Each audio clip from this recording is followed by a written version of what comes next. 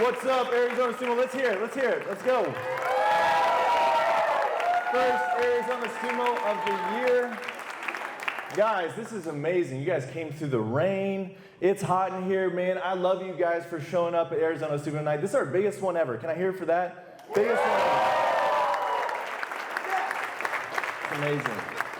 Hey, in 2018, when we started Arizona StuMo, our first late night had 12 people.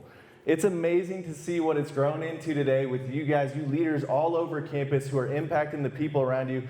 I love this room, and I'm so glad that you guys are here. If this is your first time at Arizona StuMo Late Night, here's what to expect. Here's what we do. Every Wednesday at 8 p.m., we're in some room at the Union, and we have free food. What we're going to do is a 25-minute talk, a 25-minute talk. We hang out, and then we get out of here. So if this is your first time at Arizona StuMo, here's what I would ask of you. Sit back, relax, enjoy the talk, have a good time, come back next week. Man, we're so glad you guys are here. I'm excited about tonight. There's so many things about the fall that get me excited. And man, we're just kicking it off, and there's so many paths we can take this fall. And here's the deal. Some of you guys in this room are so excited about the fall. Man, you know that in the fall, good things are going to happen. You guys are going to see amazing things happen on campus. Some of you guys are walking into this room, and you're thinking, man, I'm a little bit shaky about this year. I'm not 100% if this is going to be a good year, a bad year. I don't really know. I don't really have the confidence. When I first got to my university, I remember walking up to campus thinking, man, I'm a little bit nervous. I don't know what this is going to be. And the main reason for that is that my senior year of high school went nothing like I planned. And so take you guys back to my senior year of high school. I played 2 sports. My first sport was football. We got any football guys in here? Let's see it. Okay, I see you guys. We got a couple.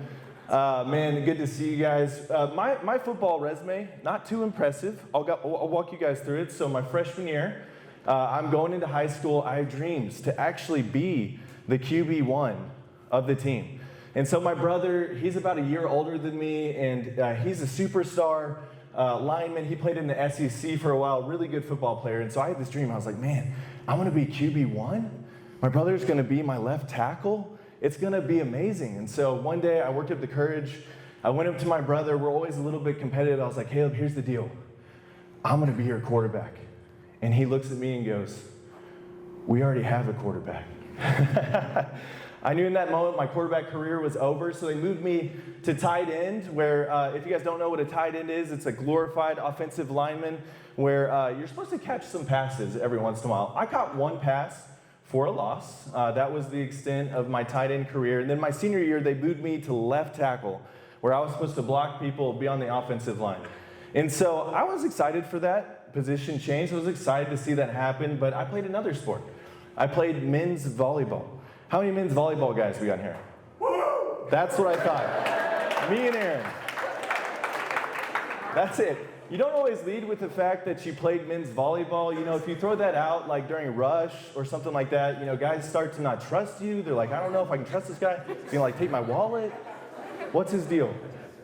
But I loved volleyball, man. We had this dynamic team. I played with these guys who won Open Nationals, an amazing team. And we were so good, man, that we packed those stands with parents every single week. My mom was always there. In fact, we'd always try to recruit the principal of the high school to come out and watch us play, and he would never show up. He would always send the assistant principal to come watch us play. She would show up for like 5 minutes. We're like, we're so glad you're here. And she's like, I got to go like write detentions or something like that. We're like, no, stay, come back. And she would just leave.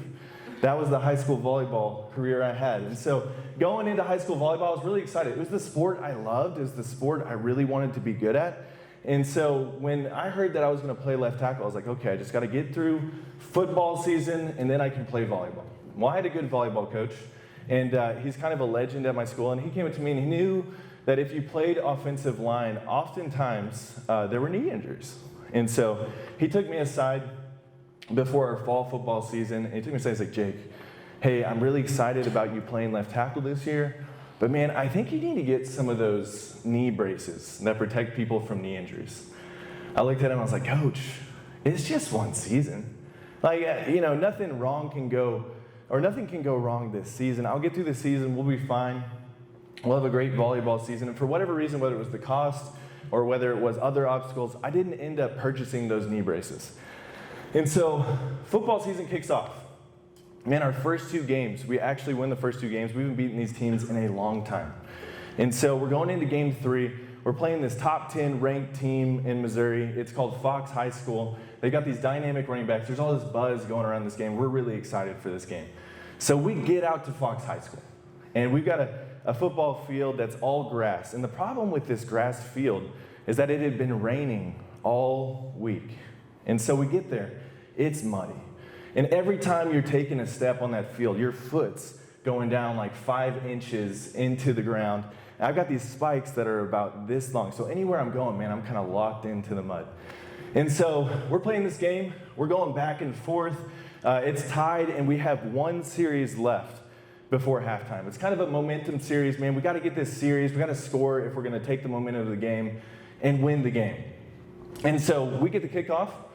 We're on the 1-yard line, and we realize we got 99 yards to go to score the touchdown. Well, we work it down the field. We're working down, and eventually we get to where we have 1 play left before halftime. We got 1 yard to punch it in. I'll always remember this play. So we line up. Okay, it's muddy, we're all feeling it. We run a sweep to the right because we never ran to the left because I was left tackle, I couldn't block to save my life. We line up, we do our sweep to the right, we pass the ball to the running back. Okay, running back gets the ball, he fumbles it right there, and he starts coming back to the left. And so I see this, I'm left tackle, I'm like, man, this is my time to shine. We never run to the left. And so I start running out to the left, and I'm like, I'm blocking, I'm finally doing it. I run in front of our running back, and the problem was the rest of the team started coming towards me. And so I start blocking some people, and I'm doing okay, and I plant my foot as the running back's just about to come behind me. And he's coming behind me, and a guy falls on my foot. So my foot is stuck in the mud. I'm like 5 inches in, I can't get my foot out, I'm trying to get my foot out, and right as the running back passes me, a linebacker comes in with his helmet, straight on. Boom. My knee goes backwards. I mean, it's one of those ESPN cringy moments where you see it and you're like, oh, that is terrible, I can't watch. And then you watch again. It was awful. I tore everything. I tore my MCL, my LCL, my PCL. I tore my calf muscle, I broke my tibia. I went to the orthopedic surgeon, and he's like, man, it looks like you were in a car wreck, and then you went and got in another car wreck. What happened to you? I'm like, man, it was a big hit. I knew in that moment, when that happened, my life would never be the same. I was going into my senior year, and I had all these plans for where I was going to end up in college, what I was going to do with my life, how I was going to approach that, and all those things went out the window. And I found myself walking up to college, and I was so uncertain. I hadn't been able to visit the college I went to. I wasn't able to see if it was the right one, and I'd just gone on a whim, not knowing many people, and showing up and wondering, man, how is this going to go? How is this fall going to be? Here's the deal. We're all walking into the fall. We're all in different places in terms of how we're feeling about the fall.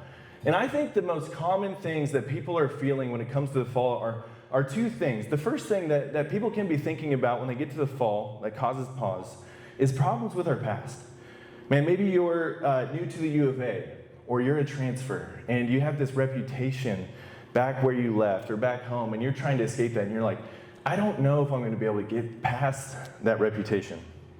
Maybe you're a sophomore or junior, and those first 2 years of college, that first year of college, you hurt some relationship, or you lost some connection, or you did that thing that you really regret, or maybe something didn't go the way you thought it would, and you're wondering, man, is my past going to haunt me as I go into this fall? Maybe you're a senior, and you're looking around, and you're thinking, man, I've been here for 4 or 5 or 6 or 7 years, and you're thinking to yourself, man, is this it? Is this it? Did I get everything I could out of my college experience? We all have regrets and problems with our past. Man, I got problems with my past. I mean, one key in point, my genetic code, that's a problem with my past. Look at these eyebrows. They're huge. I can't escape these things. They're with me for life. But in all seriousness, we all have problems with our past. And sometimes when we walk into a new season, we can think to ourselves, man, are we going to be able to get out of that? Some of you guys are coming into this year and you're thinking, let's go. Man, this is the time of my life. I'm ready to go. I'm ready to take this year by storm. Let's see what happens this fall. And all you're thinking about is the future. I get that. And here's the deal. If you want to make this year count, if you're really wanting to achieve, man, the University of Arizona is the place for you. We call it the Harvard of the West for a reason. Yeah. And man, this is just a stereotypical college experience at the University of Arizona. If you go here, if this is like one of your first years at Arizona, this is what you can kind of expect. So you get here that first year, and then your whole goal that first year is, hey, let's get into the right club. Okay, let's get into the right fraternity, sorority, D1 sport. Okay, we nailed that. We're good with that. Okay, next we got to get our friend group. We're going to get our boys, our girls that we're going to be with the rest of the time. Okay, knock that out. Okay, you go into sophomore year, and then it's time to really achieve. We got to get into one of the prestigious clubs.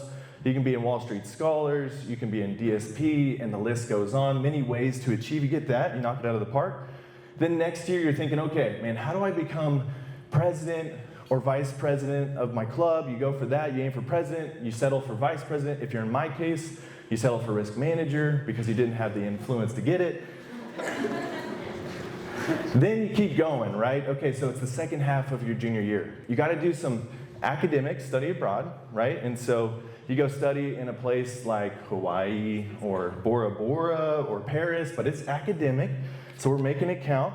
And then that next year or that summer before your senior year, you get the internship where you literally create artificial intelligence while selling real estate on the side. That's what we do. You do that, you come back your senior year, you wreck shop, you move to Wall Street, you buy a yacht, and you sail off into the sunset. Am I right, people? That's what we do at Arizona. It's amazing stuff. And if you're an achiever, man, this is the place for you. If you're that kind of person who's excited about this year, my guess is you're coming into this fall thinking, man, how can I get the most out of this fall? What can I do? And sometimes when we do that, we start to worry about our future. We start to worry about the things coming down the pipeline. Am I going to get that position? Am I going to have the influence that I want? Am I going to be the kind of person I want? Man, I worry all the time. I'm the kind of person who spends a lot of time investing in emotional health, mental health. Man, I try to help other people grow in those things. But even I lay awake sometimes at night. I can't sleep. And I'm like, man, what do I do? I turn on reruns of Joe Rogan talking about aliens while I eat nacho fries, right? That's what I do. Man, it's so nerve-wracking for us to think about the future sometimes, and we try to cope with that in so many different ways. There's a problem with being stuck in the past or always thinking about the future. And if you guys find yourself in one of those boats, man, we're going to talk about how we can address that today, man, how we can live the most successful college career here in our time at the University of Arizona. Guys, this is Arizona StuMo. And so I want to explain, this is what we're about. We're about helping you guys grow in two things. The first thing is leadership. Man, if you come to this club, if you get involved with Arizona StuMo, we want to help you be the best leader you can possibly be. Man, we are leadership experts. Our staff study leadership nonstop because we want to be able to help anyone on campus achieve their dreams. That's what we dream about, helping you guys do that. On the flip side of that, we help students grow in their faith. If you stick around StuMo, you're going to hear us talk about the Bible. You're going to hear us talk about God. You're going to hear us talk about Jesus. That's because we believe in order to be the best leader possible, man, you have to invest in your spiritual life as well. Here's what I want to do tonight before we talk about this important thing that we've got to get right in our college career. I want to challenge you guys to consider something specific. Some of you guys in this room, you grew up in church, and man, that was your life. Like you went to youth group, you invested in all those different things, you invested the time at church, and that was your life, and we're so glad that you're here. Some of you guys in this room, maybe you grew up in and out of church or religious or spiritual things. Maybe it was part of your life for a little bit, but it never really stuck. That's truly my story. That's who I was in college. Some of you guys in this room are not sure about religion as a whole. You're thinking to yourself, man, I don't know if there is a God. I don't know if this thing is for real. But here's what I want to challenge you guys to do tonight. I want to challenge you guys to open your mind and consider something with me, something specific. I want to challenge you guys to open your mind, be an open-minded person, and think about this. I want to challenge you guys just for tonight to try on the idea that there's a God, and he's a specific God. And here's the deal about this God. I think he's the one who made you, who knows you better than you know yourself, who has a purpose for you, who wants the best for your life. And here's the crazy thing. If that's true, and we're trying to consider if that's true, here's the crazy thing. If that's true, he thought of you, he created you, and he brought you to this point right now to hear this talk. That's crazy. I think God wants to talk to you. I think he's got something to say to you as we enter the fall. And I want you guys to consider that with me as we start talking about how we can live this life. I really believe that's true for you. Not necessarily like the Christian friend who brought you or that person across the room who you know is really involved in church. Man, I believe God brought you here tonight, and I'm excited that you're here to hear this talk and be here with us.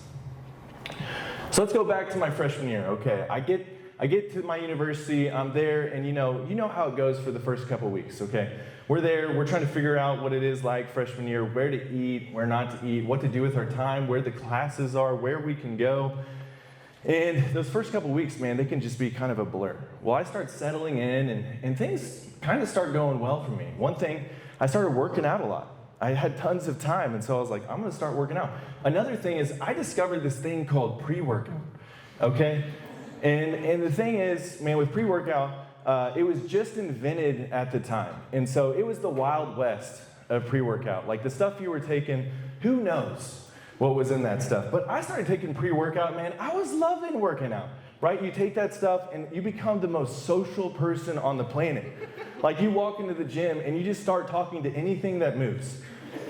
You're like, hey, you work out? I'm also working out. You're working out too? Also working out. It doesn't matter if it's a person, inanimate object, you're talking to whatever is out there. And so, I was talking to someone about my freshman year in the pre-workout I was taking is a guy named Danny. Many of you guys know Danny. He's a really fit guy. He works out a ton. He knows way more about nutrition and fitness than I. And I was like, Danny, what kind of pre-workout are you taking? And he's got all these private labels that I've never heard of. Gorilla Mind, like someone's special sauce, all this different pre-workout. He's like, well, what'd you take when you were in college? I was like, man, I took this stuff called Jack 3D. And he goes, you took Jack 3D? And I'm like, yeah, it was amazing. I loved it. He goes, man, Jack 3D is illegal. I was like, really? That's probably why it was so good. Man, I love that stuff. I need to get more of that. He goes, Jake, there's this stuff in there called DMA. Basically, you take it, you have the workout of your life, and then you cry for 3 hours. I was like, yeah, I felt pretty weird that fall, okay? I really did. So I was working out. I was loving working out. I was having success in different areas on campus. I was in the honors college. I had joined a fraternity that I was really loving. I was meeting all these people that I loved. I had a relationship that was steady with this girl that I really liked. And even in the midst of that success, even as I was going in that trajectory of success, I was still dealing with those things, those thoughts about my past.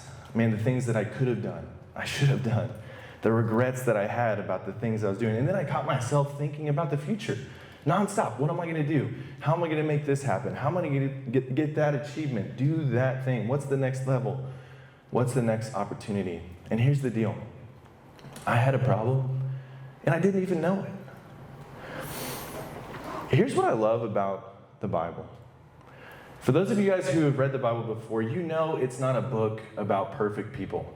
A lot of people, when they think about the Bible, they think it's a book with all these people whose lives are polished and they have it all together. Man, if you read the Bible even just a little bit, you start to realize these people are messed up. Man, they've got a lot of problems. And what I love about it is that I can read that book and I can see people who I can identify with. Man, as I found myself thinking about my past nonstop and dealing with thoughts about the future, I realized there was a group of people in the Bible who were dealing with this exact same thing. You see, there's this group of people in the Bible, and they're called the Israelites. And long story short about these people were God's chosen people. They were the people that God selected to be his people to take care of. He rescued them from hard things. He rescued them from tough things. And then something bad happens. These people who God had chosen, who he had cared for, who he had taken care of, man, they stiff-arm God. And these things start to happen to their nation that are terrible. These bad things happen to them. And one of the worst things that happens to them, there's these two people that invade their land. Their names the Babylonians and the Assyrians. And basically what they do is they come into their land and they take over. And they're brutal people. They don't just come in and like take over the city. They burn it down. Man, they destroy everything. And they basically take the Israelites and they put them in captivity in their capital cities. Man, these people are going through something terrible. It'd be like this, like, not exactly, but like imagine that one day, like ASU students invade Arizona, right? If they could even find it on a map, right? We hope they could. We hope they could. And they come down here and they just wreck shop like they do. They burn the campus down and they take all the Arizona students in their red, white, and blue and they bring them back to Tempe where they have to wear those colors and they're servants of ASU students, helping them do the things that they do up there. Read books, simple arithmetic, you know, those types of things. You guys are helping them do those things. And you're stuck up there forever, right? Terrible fate. Well, these Israelites, they're in a terrible spot. And they're thinking, man, we have this regret about our past, all these bad things we've done, and then we're thinking about the future. How are we ever going to get back to our place? God sees these people. The same God that wants to talk to you, the same God that brought you here tonight, he sees those people, and he has something really interesting to say to these people that I think we can learn from. As we see these words that God has, this is what it says. This is what the Lord says. Your Redeemer, the Holy One of Israel, for your sakes, I will send an army against Babylon, forcing the Babylonians to flee in those ships they are so proud of. These people are in a terrible spot, and God comes to them and he says, guys, I've noticed. I see the pain that you're in. I will take care of you. I will look after you. He's close and he's ready to help these people. God cares about you. Did you know that? Like, he knows the thoughts that you lay awake at night thinking that no one else knows. And he cares about that. He cares about that regret you carry. He cares about that bad situation you're in. He's noticing and he cares about you. He loves you. Just like he loves the Israelites. And then he continues on talking to these Israelites. And this is what he says. I am the Lord, your Holy One, Israel's creator and king. I am the Lord who opened a way through the waters, making a dry path for you through the sea. What's he saying to the Israelites? He's looking at them and he's saying, hey, I've been with you in the past. You know, those things, those terrible things that you went through, those situations that you found yourself in, I was with you every step of the way, protecting you, guiding you, leading you, and I want to do that again. He created you. He knows you. He knows every step you've taken. He loves you. He guided you here. And then he continues, he says, but forget all of that. It is nothing compared to what I'm about to do. He says, your past was rough. It was hard. But forget that. It's nothing compared to what I'm about to do. God's saying, hey, you're thinking about your future. You're thinking about that next step, that big obstacle coming down the way. He's saying, hey, guess what? I'm also thinking about your future, and I have a plan for you. I'm going to take care of you. But this is what people miss. This is the part that we have to key on if we're going to live a successful life this fall, if we're going to be people who follow God this semester. Man, this is what we've got to see. This is what we've got to understand. And this is what he says to the Israelites to sum this up. He says, for I am about to do something new. See, I've already begun. Do you see it? What he's saying to the Israelites is, I'm about to do something new. I've already started it. Do you see it? I think God's doing something new in your life tonight. I believe that. God is doing something in your life right now. whether you know it or not. Do you see it? Do you see the thing that God is doing right now? Don't think about the past. Don't think about all the future things coming down the line. Man, think about this. God is doing something in your life right now. Do you see it? He wants you to see it. And this is the challenge I want to give you guys tonight. On our first StuMo late night, our biggest one ever, man, this is what I want you guys to walk away with when you walk out of this room. It's this. Seek God's new thing now. Seek God's new thing now. Don't think about the past and all the mistakes that you've made or the things that you messed up, and don't get obsessed with the future about what the future is going to bring and miss what God is doing now in your life. God's doing something. Don't miss that thing he's doing now. I mean, think about this with me just for a second. Just for a second. Man, what if, that scenario we painted on the front end of the talk, what if you got all of those things? Let's break down a couple of these things just a little bit. What if you got into the right club and you had tons of success? Man, you became the president. You led that club to new levels, right? You changed it. You brought it to different levels of success. Man, people liked you because of it. Or what if you got the right guy or the girl and got the right relationship going? Or you found the perfect internship where you got the perfect success? Or you had the right reputation, or your bank account was massive, or your influence was huge and you had the right following, but you missed what God is doing now? Would it be worth it? The God who knows you, who created you, who has a purpose for you. Would it be worth it to miss it for those things? I don't think so. See, I talk to students all the time. I mean, what we do is we mentor college students all the time in leadership and faith. And a lot of times I'm asking guys, hey, do you want to grow in your faith? Do you want to take steps to grow and see what God's doing in your life now? And it never fails that oftentimes I get this answer. Man, I really like that stuff.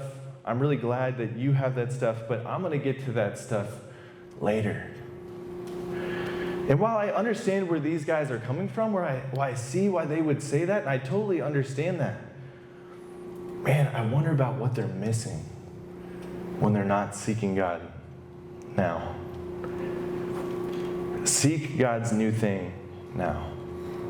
Don't miss it. This fall, this year, find out what God is doing in your life.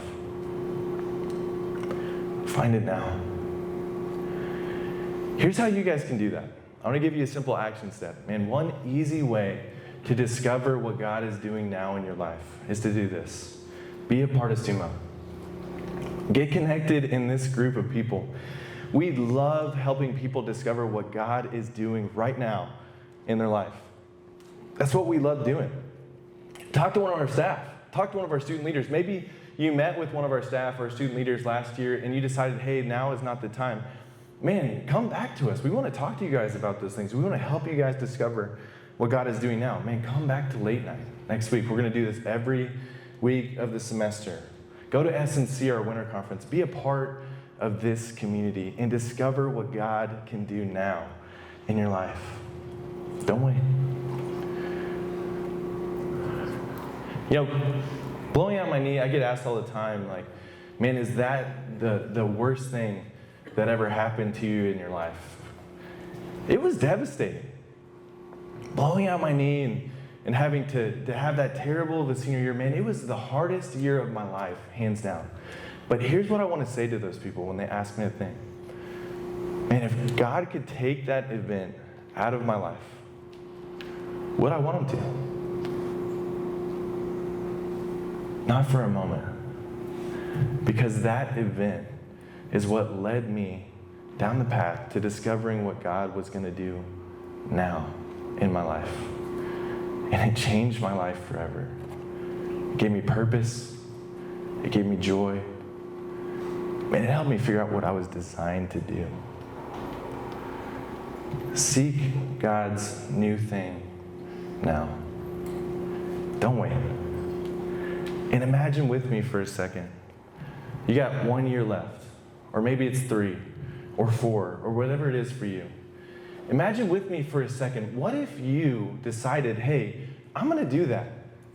Man, I'm going to seek God now. I'm not going to wait till next year. I'm not going to wait until after college. I'm not going to wait until things slow down. Man, I'm going to seek what God's doing right now. Imagine how your life would look when you discovered God's purpose for your life.